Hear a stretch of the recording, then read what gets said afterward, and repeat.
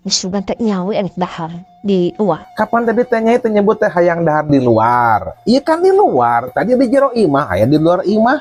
Teu salah akang mah Bang. Maksud abi teh Kang dahar di luar teh di restoran.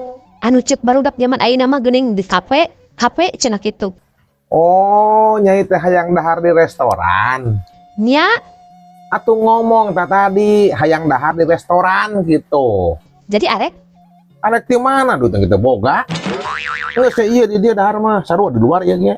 hayang atuh ngajaran dahar meundah. Dahar mana gampang.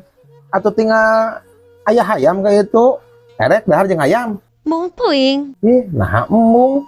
Kapan dia teh hayang dahar nu ngeunah cenah ditawaran dahar jeung hayam embung kumaha nya itu? Geuleuh atuh Akang, dahar jeung hayam. Geuleuh kumaha? Nya geuleuh atuh Akang dahar jeung hayam. Bara rarujit. Encan engke teh macokan baremnya. Giro. Lain kitu maksudna. Maksud dahar jeung hayam teh, hayam mah dipuntit heula, biasakan, digoreng atau dikumaha, jadi teh jeung daging hayam.